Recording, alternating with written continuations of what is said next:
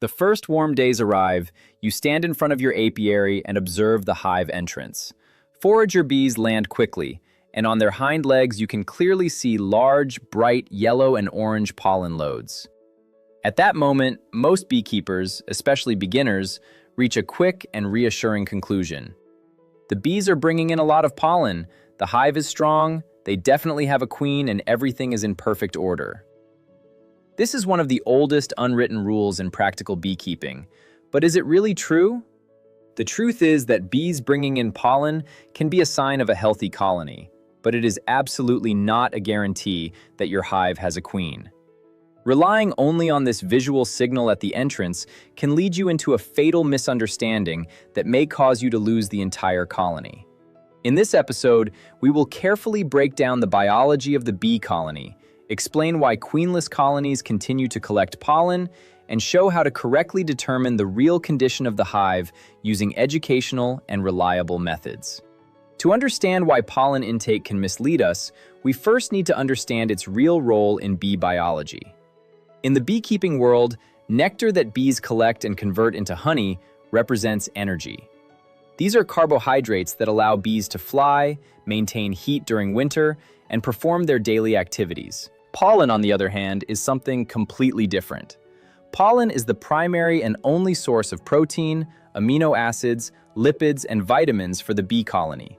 It is the fundamental building material necessary for brood development. When forager bees bring pollen into the hive, they store it in comb cells directly around the brood, creating what beekeepers call the pollen ring, where they mix it with honey and enzymes to produce bee bread, also known as purga. Young nurse bees consume that pollen, which allows the development of their hypopharyngeal glands.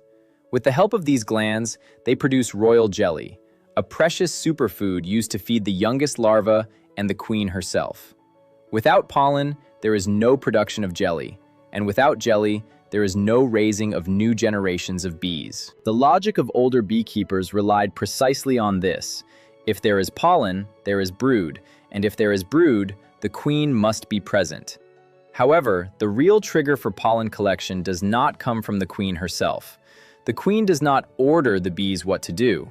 The instinct to collect pollen is activated by a specific chemical signal, the brood pheromone, which contains the compound E-beta-ocimene emitted by young, open larvae. This scent directly stimulates older forager bees to fly out and bring protein back to the hive. Before we explain how the problem occurs, I want to hear your field experience. Has it ever happened to you that after seeing massive pollen intake, you believed everything in the colony was fine, only to later discover during a detailed inspection that the hive had been without a queen for quite some time? Write your experience in the comments below. If these educational and biological analyses help you better understand your bees, click the subscribe button and leave a like. Your support helps us improve beekeeping practice together. What exactly happens when a queen suddenly disappears from the hive, whether after swarming, injury during inspection, or old age? The production of new eggs stops at that moment. However, an open brood from previous days still remains inside the hive. Those larvae will continue to emit brood pheromone until they are capped, which means the foragers will continue to bring pollen intensely. But when the very last larva disappears, two serious biological problems occur, and pollen intake still does not stop. First, inertia of the bees and brood nest blockage. Forager bees are the oldest bees in the colony, and they work automatically and by instinctive inertia. Even when the chemical stimulus from open broods disappears, they continue bringing resources that are available in nature. Since there are no longer young larvae in the hive that would consume that pollen, it begins to accumulate uncontrollably. Bees start filling every free cell in the brood nest with pollen. This leads to a condition beekeepers call a blocked brood nest. Frames become extremely heavy with bee bread, and even if you introduced a new queen into such a colony, she would physically have no empty cell where she could lay an egg. Second, the development of false queens, also known as laying workers. This is the most dangerous scenario. In a normal bee colony, the presence of queen pheromone, such as 9-ODA, together with brood pheromone, works to suppress the development of ovaries in worker bees. When a colony remains without a queen and without brood for a longer period of time, a hormonal imbalance occurs in worker bees. Their ovaries begin to develop and they start laying eggs. Because worker bees are not fertilized, the eggs they lay can produce only drones.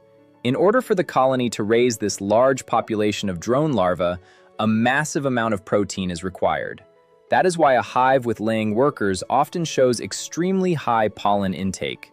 When you stand in front of such a hive, the pollen may make you believe you have a champion colony, while in reality it is raising useless males and slowly dying. Since we have established that pollen can be a false signal, how does an educated beekeeper actually determine the presence of a queen?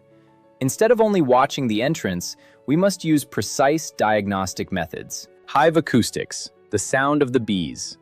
A healthy colony with a queen produces a short, calm, synchronized buzzing sound when you gently tap on the hive. On the other hand, a queenless colony produces a characteristic deep and continuous sound that beekeepers often call roaring, or the crying of the bees. This is a clear sign of disturbance caused by the absence of queen pheromone. Entrance behavior. Bees from a healthy colony fly in and out clearly and purposefully. Bees from a queenless colony often appear disoriented, walk across the front of the hive, move aimlessly, or aggressively fan their wings at the entrance. Such colonies can also become unusually aggressive as soon as you lift the hive cover. Visual confirmation of brood, the only reliable proof. All these external signs are only indicators. The only absolutely certain and unmistakable proof that a queen is present in the hive is to remove a central brood frame and find fresh, one-day-old eggs with your own eyes. An egg standing upright at the bottom of the cell means the queen was alive and present within the last 24 hours. You do not even need to find the queen herself among thousands of bees' fresh eggs, or a compact pattern of young brood are her signature.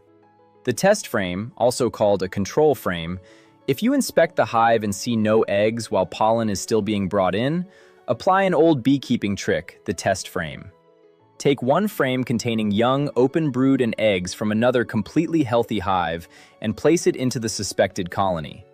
If after a few days the bees build emergency queen cells on that frame, you have your definitive answer. The colony is queenless and instinctively tries to produce a new queen from the offered brood. To summarize, does pollen mean your hive has a queen? The answer is not necessarily. Pollen is the bloodstream of a bee colony and an important indicator of activity, but it is never a guaranteed proof that the biological balance inside the hive is stable. Real beekeeping requires careful observation, opening the hive, and analyzing the brood. Do not let the colorful pollen loads at the entrance lull you into a false sense of security and lead to the loss of a colony. If this episode helped you better understand the language of your bees, be sure to like the video, leave a comment, and subscribe to our channel. And if you have just discovered that one of your colonies is queenless or that laying workers have already appeared, do not worry. Click the video appearing on the screen right now, where we explain step-by-step how to save a queenless colony and safely combine it with a healthy nucleus colony. Thank you for watching, take care of your bees, and sweet honey.